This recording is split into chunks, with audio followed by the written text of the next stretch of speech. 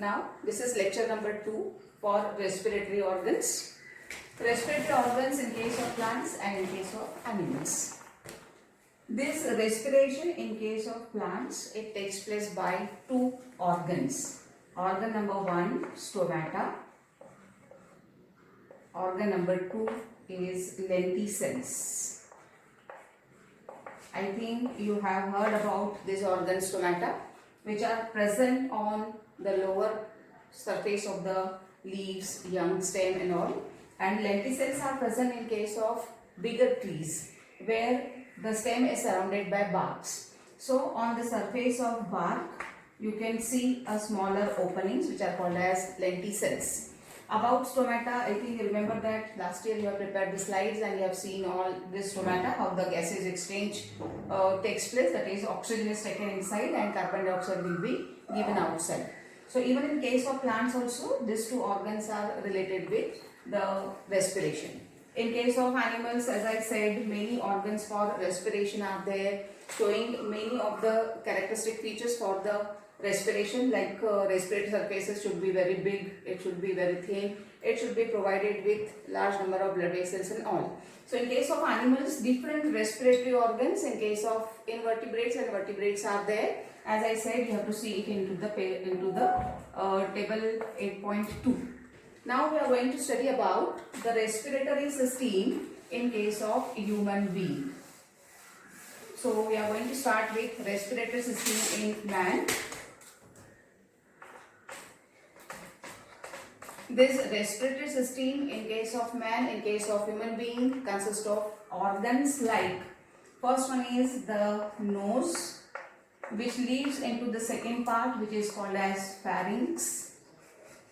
Pharynx leads into the next organ, which is called as larynx. Larynx opens into the trachea.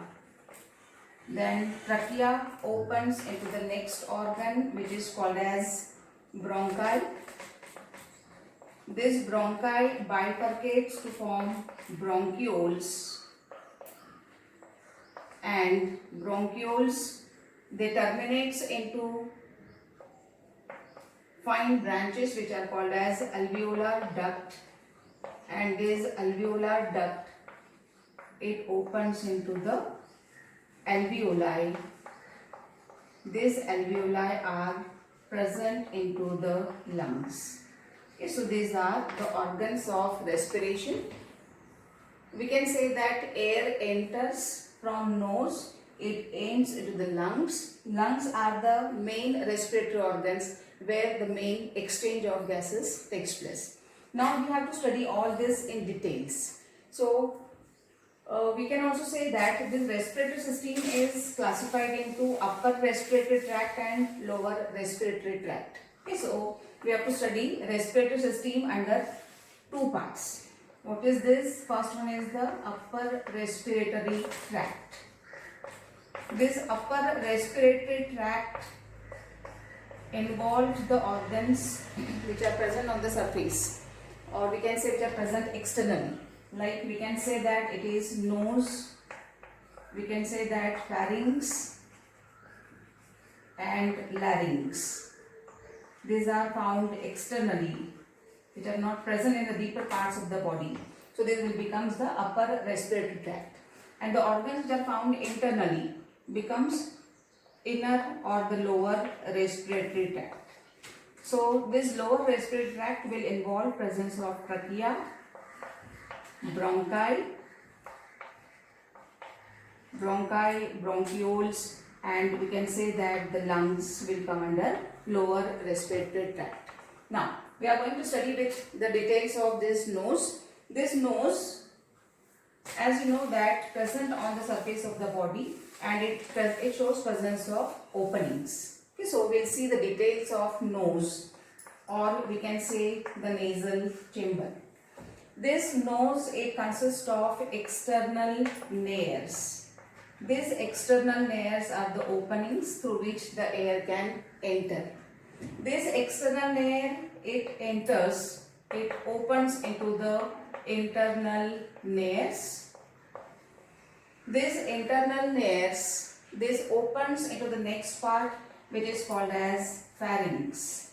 Okay, so we'll see the details between this external layer and internal layer, which is actually the nasal chamber. Okay, so now we have to study about the details of nasal chamber. As you know that this consists of right and left compartments. Now we have these two nodes, right side and left side, and in the center there is a presence of cartilaginous separation is there. This cartilaginous separation between two nasal chamber, it is called as mesenteroid. Okay, so remember that the space which is present between external layer and internal layer is called as nasal chamber. We have two nasal chambers, right and left, and these two nasal chambers, right and left, are separated by a cartilaginous partition which is called as mesenteroid. So now we have to see the details of nasal chamber, details of one part of the nasal chamber. This part of nasal chamber, diagrammatically, or as all of you can see this nasal chamber properly in our nose also, this nasal chamber, diagrammatically we can see this is the part of nose. Okay, so there is a presence of opening, this will become external layer, and here it will open towards the inner side as internal layer, and this middle distance will becomes the nasal chamber. So this nasal chamber, this have this external part, this is called as vestibule. Remember that vestibule is the proximal part and it consists of hairs. What's the function of hair here? Function of hair is to trap